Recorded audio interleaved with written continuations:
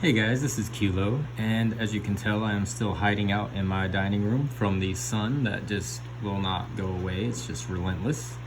But a question that I have received since I started this channel is, what are the top jobs that a locksmith performs? What can I expect working at a lock shop? What are, my own personal experiences with, the most common and popular jobs at my shop? Different things of that nature. I've had questions on, what should I specialize in?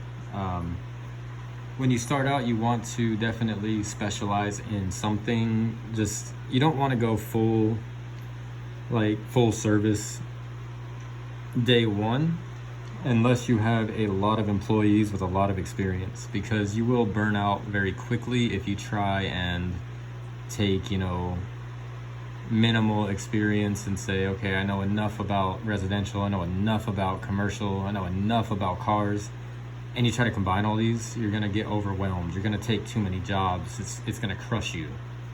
So to give you guys an idea of what to, maybe specialize in first, this list may help you, get some insight on that.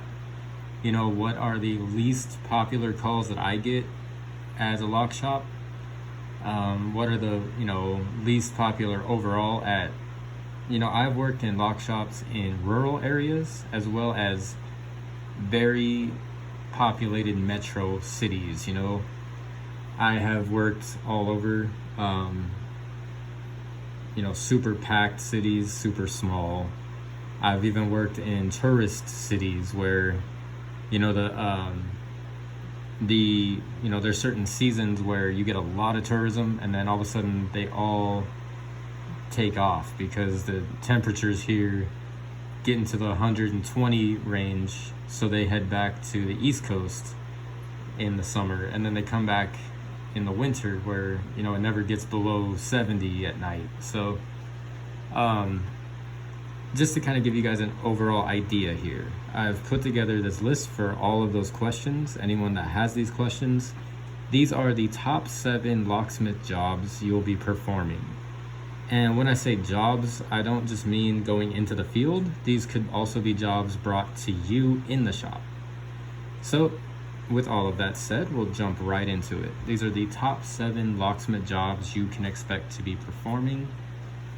And number 7, we're going to go 7 to 1 on this, from least to most popular. Number 7, our least, called about job is safes. Yesterday I had a call actually from a restaurant.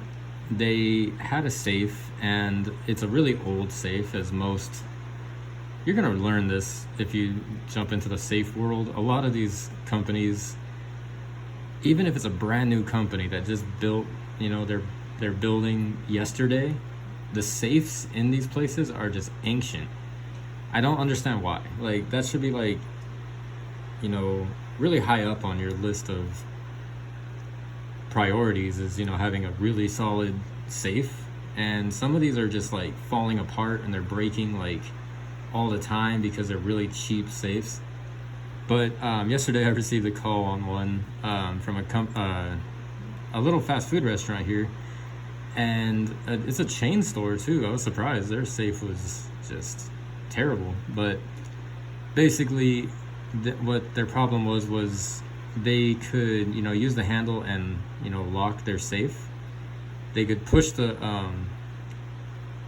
keypad and unlock the safe, and if they push the keypad to lock it, they could just use the handle and open it.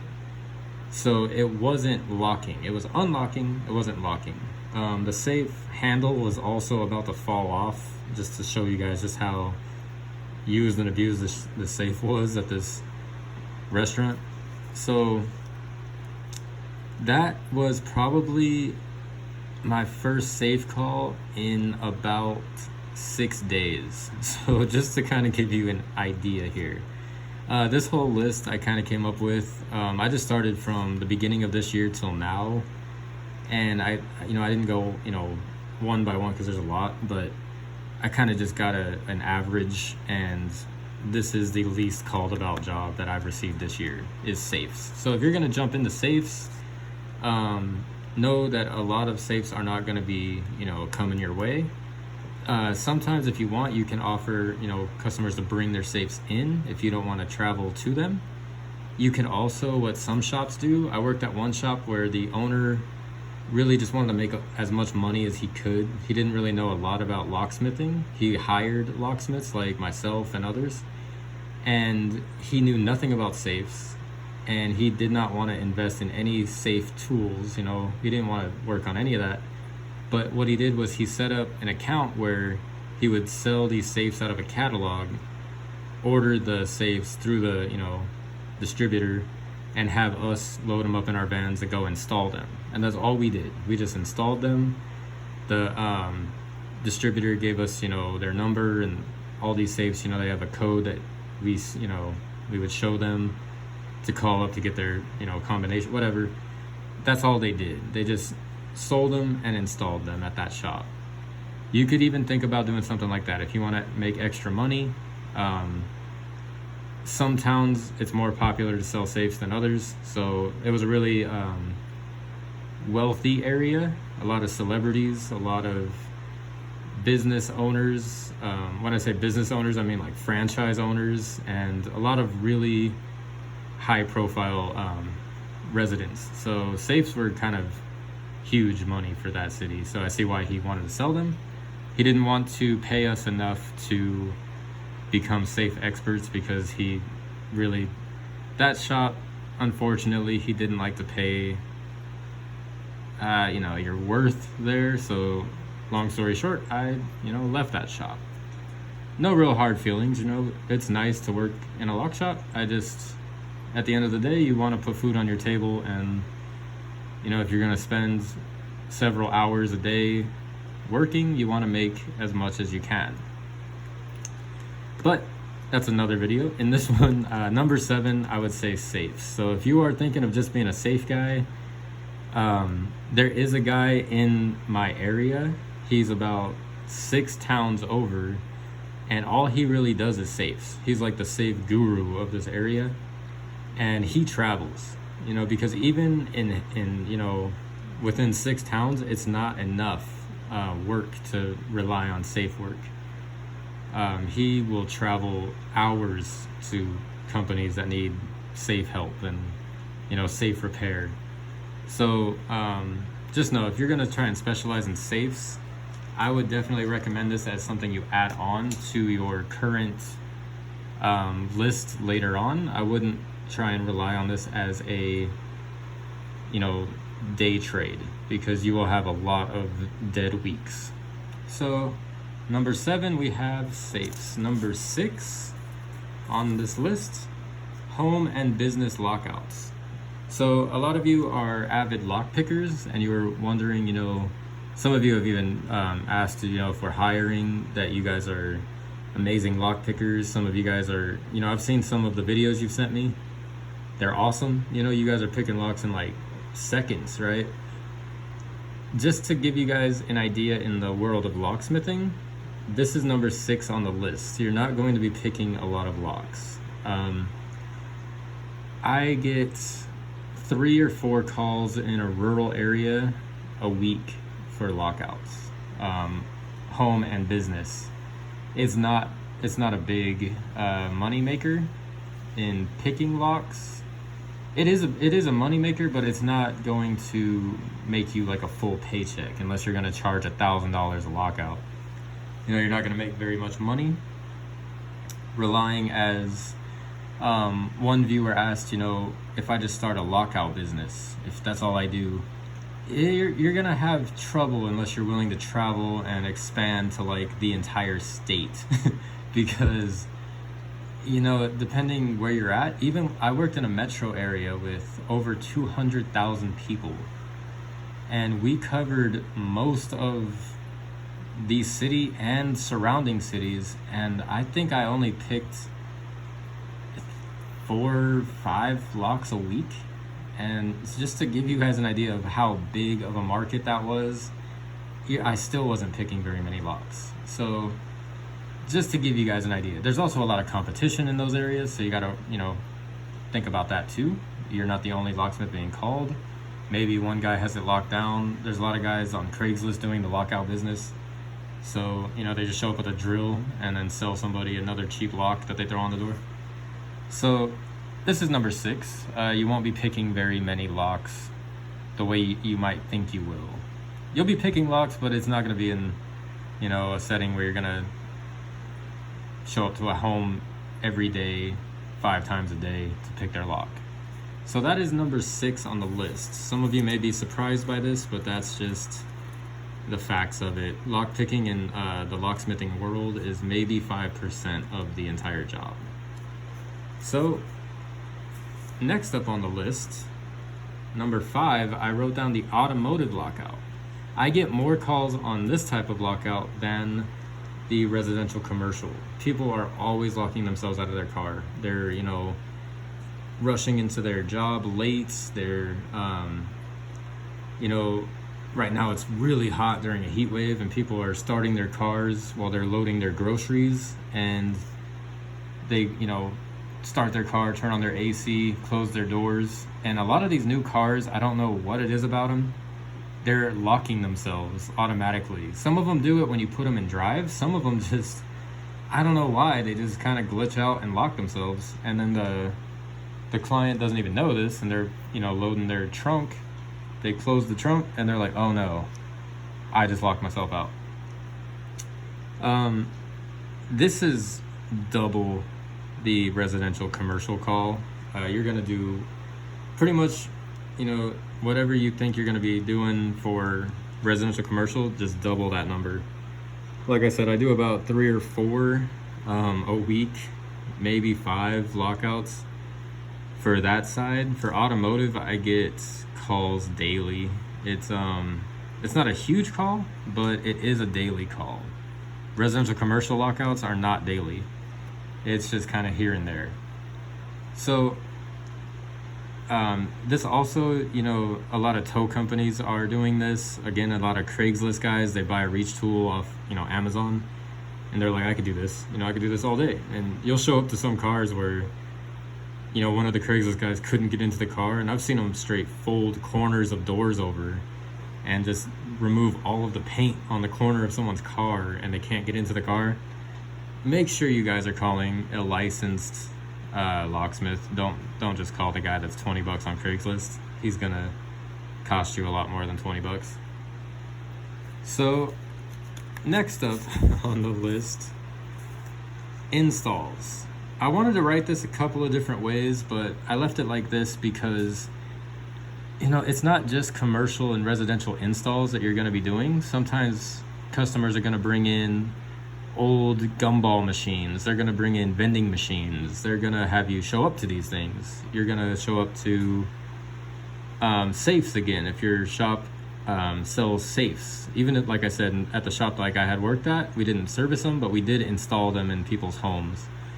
This is huge. This is definitely a daily job that you're going to be doing at any lock shop. Even the worst, slowest lock shop in America is doing these daily. You definitely want to familiarize yourself with a tape measure. Definitely familiarize yourself with hole saws and chisels. Buy yourself levels and speed squares. Definitely familiarize yourself with all of these tools. It's, you're gonna get to, some really fancy doors. I've done celebrities' homes where their doors were worth more than some people's cars. Like, there was a celebrity's home I got to, and their front door was like 3 stories tall. I could not believe this thing. It was like made out of like a redwood tree, and I just couldn't believe it. I was like, what? Like, how do you even move this thing? How do you even have the strength to pull this and open, But yeah, and he was like, we need to install these locks. And I was like, I don't want to touch this door, man. Like, I've been doing this for a long time, but I don't even want to chance scratching or scuffing this door. That was a heck of a job. But if you know what you're doing, it's not that bad. But I mean, on a door that costs, upwards of $30,000, you want to be very cautious. I don't care if you've had 40 years experience, it's intimidating. So installs are huge. You're gonna get to, you know, a lot of businesses with panic devices. A lot of businesses are not gonna have you install them fresh. You know, they're gonna have you replace some. It's really, installs are a daily job. You're gonna be doing that. You're gonna be installing mailbox locks. You're gonna be installing, you know, auxiliary locks.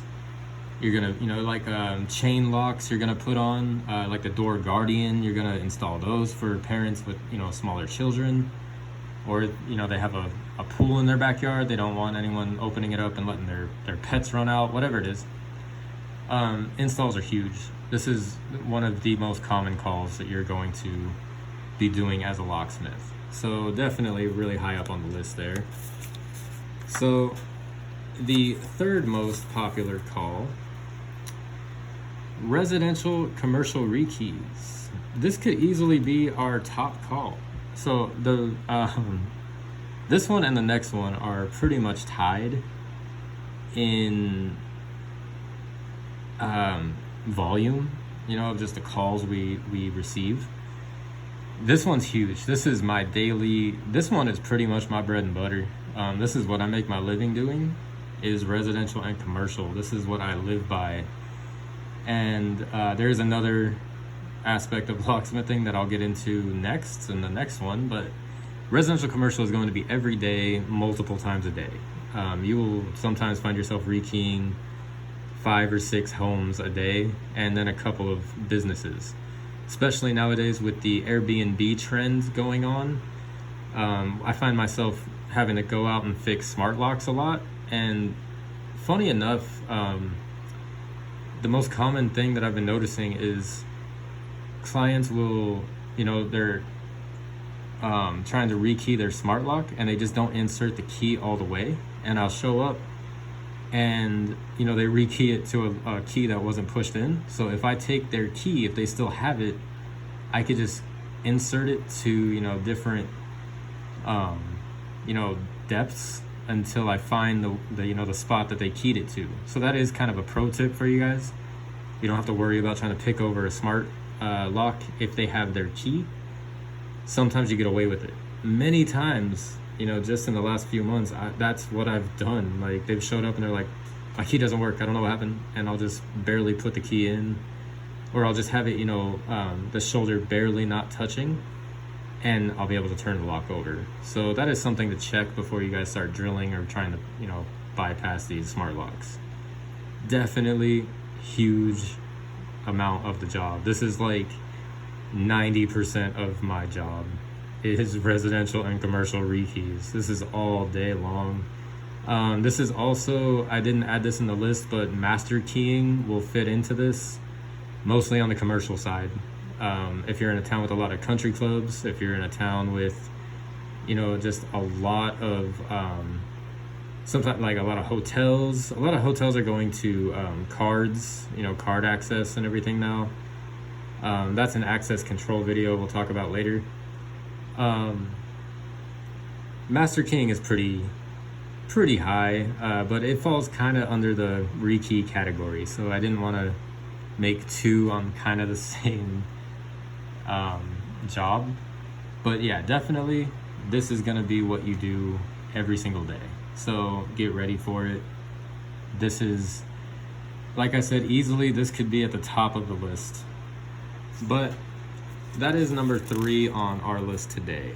Number 2, this is these, and again, this could be tied with the last one, with number 3. They could go either way.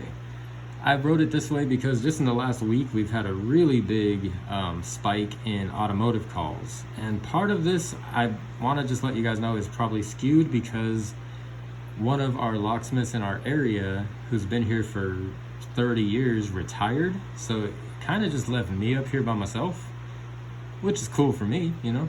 But we used to kind of split these calls. Now I'm getting like 100% of them, and it's a lot. Like, I did not realize how much of the automotive, you know, side he was taking up here. but every day I have received 6 to 8 calls a day on just automotive key programming. And this is people calling me that have broke their key off in their ignition. They've locked their key in their car. Their insurance sent a tow truck to unlock it, and they were like, I want a spare key made so this never happens again. This is huge. So if your shop offers automotive services, this is definitely going to be right up there with the last one. You're going to be doing this just as much, sometimes more, sometimes less. Locksmiths will tell you, depending on who you're talking to, that automotive is the bread and butter. Other locksmiths will tell you commercial and residential. I've seen shops, I've worked at shops that only focused on automotive and only have focused on residential commercial. At the end of the day, we always made the same amount. So don't believe the hype on one or the other. It's pretty much the same. Some people see cars as just being easier. Some people see homes and businesses as being easier than, sitting in someone's car, dealing with steering columns, sometimes popping up door panels. Some people love that, and they're like, I don't want to go into someone's home or deal with a panic device.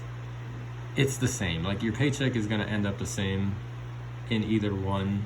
Anyone who tells you that one or the other makes, light years more than one, it's not true. Like I said, I've worked at a handful of shops where the owners their philosophy was, the only way to make money in locksmithing is automotive. And, I was like, I don't think that's true. And then I went to work at, for a guy who hated automotive. He's like, we do not touch cars at all. And he was making tens of thousands of dollars just off of, commercial and residential accounts. So it's possible. It really also depends on the market you're in. And both of these shops that I'm explaining, in these examples were metro areas. So the money's there, whichever one you want to choose. But just to give you guys the idea, because some of the questions in there were, which one makes the most money? Really, either one. If you want to do them all, you're gonna really be doing nice. You're gonna do well for yourself if you want to do automotive, residential, and commercial. But if you just want to do one or the other, you're also going to be doing very well. I do very well just doing residential commercial. We are adding someone to the team pretty soon to be doing automotive. That's kind of his specialty. So we're going to kind of let him just handle that side. But my bread and butter is residential commercial. So that's really my forte.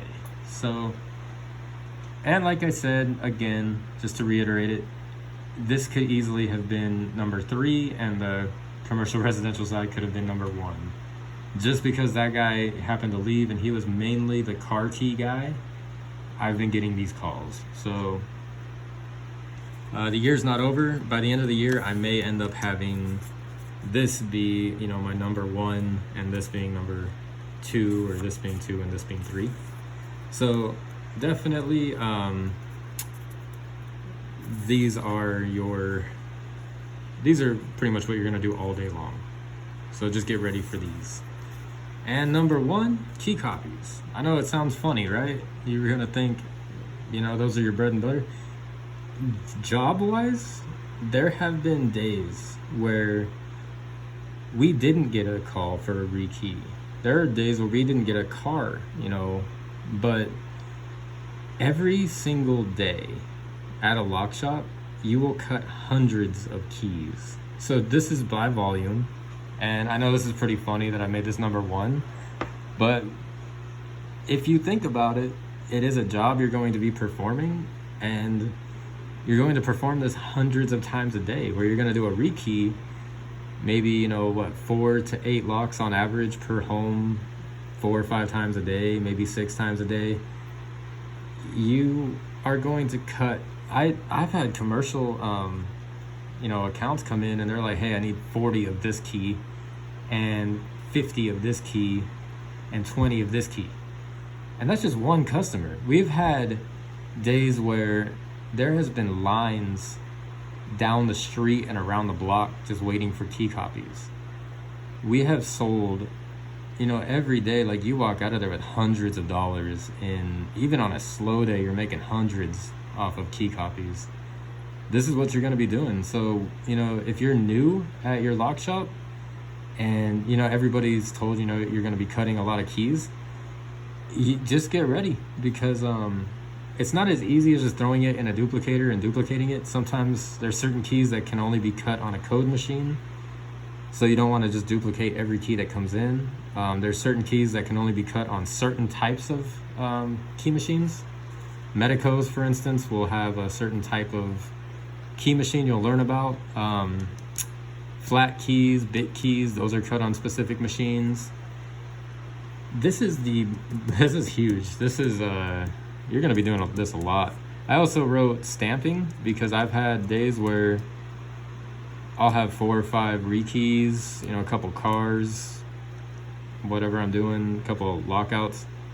You come back, by the end of the day, you'll have people that are like, I need, like I said, like that commercial account that came in. He was like, I need all of those keys and all of them stamped with specific numbers. Like this one is A1, this one is A2, this one, and it's like, oh my God, like, okay, here we go.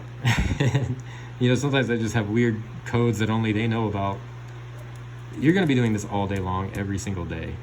So there's never a day, even at the slowest shop that I ever worked at, that we didn't sell $300 worth of key copies. But like I said, I'm in California. I've worked in very large metro areas, so that is huge. And this is for those going to work at a shop. You're probably going to a metro area, most likely. It's rare that rural shops are hiring, but hey, maybe you got lucky. Even for me, this is still huge. Even, you know, when you do a rekey, they're gonna ask you, hey, you know, can I get 4 key copies? Can I get, you know, 1 for every member of the house, and then 1 spare for every member of the house? And you're gonna end up looking at the end of the day and be like, wow, I sold a lot of keys today. So this will be something that you spend a lot of your time doing, is copying keys and stamping keys. Stamping also will be something you do in your downtime. The shop owner is going to tell you, hey, there's nothing going on. Grab some of the new keys and just stamp our logo on them. And you're going to sit there for, you know, an hour sometimes, just stamping keys. You're going to annoy everybody in the shop with your, you know, your hammer and your anvil. You're just going to be cranking down on these keys. So that is my list of the top 7 locksmith calls you will be doing, you know, in your shop. So hopefully this answered a lot of your guys' questions. If you like the video, you know, you feel free to subscribe if you'd like to see more like this. I will be putting out some more top videos like this. Another one I'm working on is a top, you know, 10, you know, car keys, top 10 house keys, top 10, you know, keys in general that you're going to be asked to copy. So I'm going to be putting together some more lists like this. But thank you guys again for the likes and the subscribers. Stay safe out there. Stay legal. You know, don't use any of this knowledge for any criminal activity. I do not condone that. This channel is to help newer locksmiths, you know, be as successful as you guys can possibly be. So thank you again, and as always, have a nice day.